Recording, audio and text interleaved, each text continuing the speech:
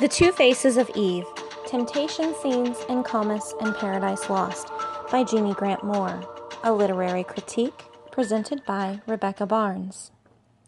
In her 2002 article, The Two Faces of Eve, Temptation Scenes in Comus and Paradise Lost, Jeannie Grant Moore seeks to prove that by associating John Milton's Eve with Lady Elizabeth of the Castlehaven scandal, The Lady of Comus, also written by John Milton, and Genesis Eve, the reader will see Eve's innocence and virtue, and that only through the fall could Eve attain that which could have saved her, the knowledge of good and evil. Moore outlines her beliefs in the first 2 pages of her article. She asserts that Milton's Eve is virtuous. Milton's Eve is an intelligent being. Milton's Eve can be considered a post-lapsarian hero because she faces reality and takes responsibility before Adam does. Milton's Eve is written using positive characterization as far as the religious and cultural constraints of the time allow. There are textual justifications for Eve's actions, and similarities between Milton's Eve and The Lady of Comus, a story which did not limit Milton biblically, supports the assertion that Eve is an innocent and positive character. Moore does a decent job of laying out the framework of the essay and giving an acceptable amount of initial religious, historical, and literary context to guide the reader through the essay. She provides a clear thesis. She provides semi-strong support for that thesis. However, additional examples and correlations would have strengthened her assertion. Jeannie Grant Moore claims that Eve is virtuous. She does this by comparing her to other literary and historical women as evidence. She compares her to 3 main people in this essay. First, she compares Milton's Eve to Lady Elizabeth of the Castlehaven scandal. Second, Milton's Eve and the Lady of Comus. And finally, Milton's Eve and the Genesis Eve. So, the Castlehaven scandal, what is it? First, we have Alice Stanley. Alice Stanley is the Countess Dowager of Stanley. She has 2 living children. Francis. Francis goes on to marry a man. His name is John Egerton, Earl of Bridgewater. Anne marries a really bad guy. His name is Mervyn Touchet. He's the Earl of Castlehaven. Francis and John Egerton have 3 children. Alice, she's the oldest. They have John, and their other son is Thomas. Now, Anne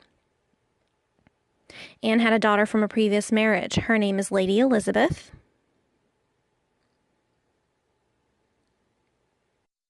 And Mervyn Touchet had a son, also from a previous marriage, and his name is James.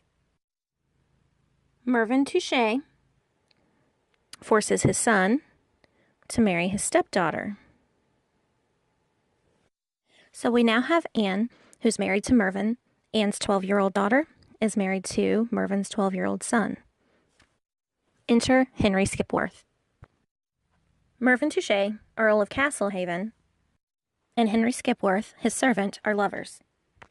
Mervyn forces Skipworth to rape his wife while he watches. He also forces Skipworth to rape his 12-year-old daughter-in-law / stepdaughter, Elizabeth. Mervyn Touchet wanted to disinherit his son by producing an heir through the servant. Eventually, James publicly accuses his father of rape, homosexual sodomy, and attempting to disinherit his own son. Touchet is put on trial, found guilty, and publicly beheaded on May 14, 1631. Anne Stanley and Lady Elizabeth Audley are shunned and given the name whore. Even Alice, Anne's mother and Elizabeth's own grandmother, will not allow them into her home until they have sought and received pardon from the king. These 2 women were judged based on what a man forced upon them. Moore makes a good point in that these women should still be considered virtuous and good regardless of the decisions someone else made for them. This is asserted through the discussion of a quote from the trial of Mervyn Touchet regarding young Elizabeth.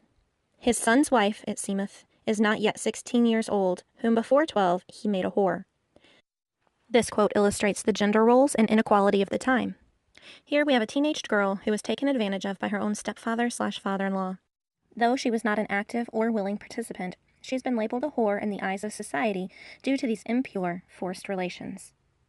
By including this quote, Moore is able to relate Lady Elizabeth to a fallen Eve indeed. Moore further points out that Milton's Eve is not unlike Lady Elizabeth. Lady Elizabeth was treated unfairly by a force of evil and had to deal with the consequences. Just like Eve, who was deceived by an evil force and had to deal with the repercussions of that as well. Here, I would like to point out that Eve had a choice. Elizabeth and the lady do not. To further support her claim, Jeannie Grant Moore could address this issue and defend her comparison. Ultimately, in this section of her article, Moore supports her thesis with evidence. She points out that Elizabeth had no choice in the matter of whether or not she was raped and made a sinner or whore. She compares this to Eve, who also had no choice in whether or not she was deceived. Satan easily deceived an angel in Book 2 of Paradise Lost, so it is no surprise he is able to beguile a human who knows nothing of good and evil. By connecting these two women, Moore shows that they are both inherently good and innocent, but that evil robbed them both of their innocence. With both women, men and mankind judged them based on the actions of an evil being. To strengthen her claim, Moore could have further compared Elizabeth's situation to Eve's, and further compared Mervyn Touche and his actions to Satan and his cunning deceit of Eve. However, Moore's point is clearly made, and the evidence she provides as support is clearly understood. Overall, she does a decent job of connecting Milton's Eve to Lady Elizabeth. She adds that both women must be asked to be pardoned before being taken back in. Elizabeth must be granted public pardon from the king in order to be taken back by her grandmother. Eve must be pardoned by God in order to be accepted into heaven. While these correlations are strong, her thesis could have been better supported by synthesizing and supporting the Lady Elizabeth is inherently good, thereby drawing the conclusion that Milton's Eve is good. The second comparison Moore makes is that the Lady of Comus, who is based on young Elizabeth, can be used to illustrate Eve's inherent goodness. She states that viewing Eve and Paradise Lost through the Lady of Comus illustrates the characterization of the woman who, less fortunately, fell. The masque was reportedly written specifically for the Egertons, Francis and James, in order to restore their good name since they were so closely related to the Castlehaven scandal. Moore states that the Masque of Comus was written by Milton just 3 short years after the Castlehaven scandal took place. Francis and James' children, cousins to Elizabeth, perform the Masque of Comus. 15-year-old Alice Egerton plays the Lady of Comus, whose virtue is tested. In the Masque of Comus, a woman is beguiled by a sorcerer who disguises himself as a village boy. She's been separated from her brothers in the woods, and the village boy, who is actually Comus, offers to help her find them. At first, the lady does not realize the man is evil. This man is a sorcerer. He leads her back to his castle, ties her to a chair, and tries to convince her to give in to her desires. The lady, despite being tied up, resists, saying she values chastity and morality. Her brothers find her and save her. The lady is a symbol for Elizabeth of the Castlehaven scandal, who was compared to Milton's Eve in the previous section. The Masque of Comus is meant to restore the Egertons' good name. With Alice portraying the lady, the Egertons can regain any status that was lost as a result of the scandal. Moore asserts that the nature of the lady, overcoming evil and withstanding deception in Comus, is a direct relation of Eve's nature in Paradise Lost. The difference is the Lady of Comus knows the difference between good and evil, and Eve does not. Moore claims that supporting Milton's unfallen Eve as innately good is her likeness to one proven good, the Lady of Comus. She goes on to state that the temptation scenes in Paradise Lost and the Masque of Comus are eerily similar. Both Paradise Lost and the Lady of Comus have similar settings, similar descriptions of the women, and multiple verbal parallels. The setting of both stories is pastoral. We find Eve in the Garden of Eden, and we find the Lady of Comus in the wild woods. Both have descriptions of beauty, and both give descriptions of possible dangers that may lurk. In Paradise Lost, Satan disguises himself as a serpent. In The Mask of Comus, Comus disguises himself as a village boy. In the Garden of Eden, danger hid among sweet flowers and shades. And in The Mask of Comus, danger lurks in blind mazes of this tangled wood. The next similarity comes in the description of the women in these stories. Both Eve and the Lady of Comus are separated from their male protectors. Both women are tricked by someone who is disguised. They are both tricked using flattery. Both women are described as hapless, which means destitute of hap, good fortune, unlucky, unfortunate, luckless. More asserts the use of the term hapless places Eve in the same state as the lady, good, but bereft of fortune. Finally, we have multiple verbal parallels between Paradise Lost and The Mask of Comus. First, Milton describes Eve on her way to ruin. Oh, much deceived, much failing, hapless Eve. In The Mask of Comus, the lady is referred to as that hapless virgin, our lost sister, and poor hapless nightingale. Eve to the serpent says, "Lead then."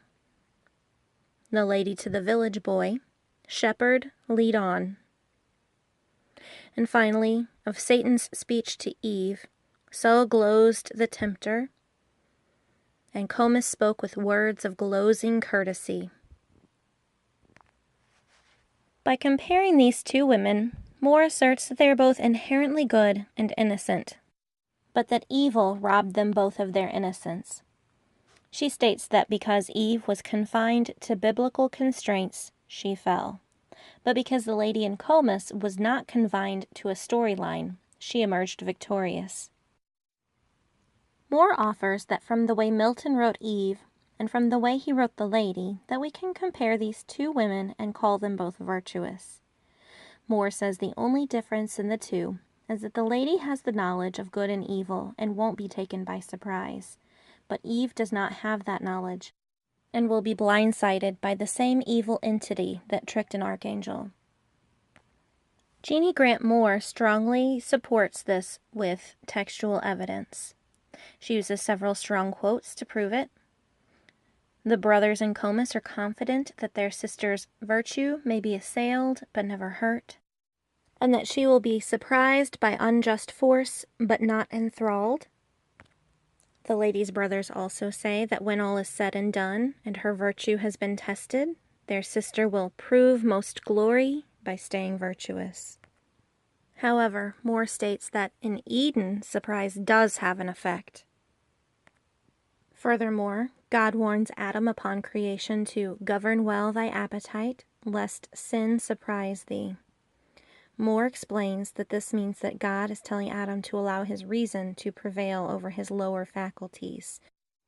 But God left free the will, for what obeys reason is free, and reason he made right, but bid her well beware, and still erect, lest by some fair appearing good surprised she dictate false, and misinform the will to do what God expressly hath forbid.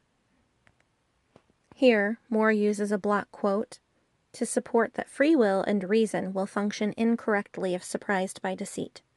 Eve has no knowledge of evil or deceit, so when surprised by it, she may misinform her will to do something God has told her not to do. Her reason may not function properly when surprised and tricked by the evil that appears. Moore states, the passage is important in understanding Milton's treatment of Eve. She is vulnerable, open to being surprised and to being deceived, and capable of error, but not one of these indicate inherent evil.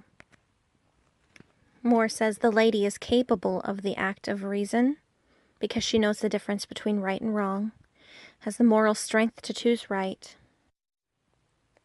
Moore says the Lady of Comus is fortunate because she has prior knowledge, and that Eve is less fortunate because she does not. Finally, Moore compares Milton's Eve with Genesis' Eve to show that Milton was confined to the biblical aspects of the story. The reader already knows the outcome. Milton could not change it. Moore argues that the typological conjunction of Milton's Eve and the lady make their stories appear nearly interchangeable. Moore explains that Milton was trapped by the Genesis story, surrounded by a tremendous body of myth that had grown up about her, and steeped in religious and cultural biases regarding women. The dramatic elements within this epic, however, left some space to invent new characterization. Finally, the author concludes that the real difference between Eve and the lady lies in this paradox. The knowledge of good and evil resides in Eden as well as in the fallen world, but it is hidden from the one who needs it to save herself from knowing it.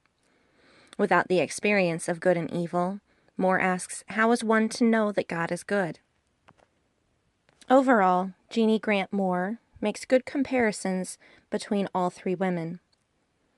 She makes a solid argument for the innocence of Eve and provides good support.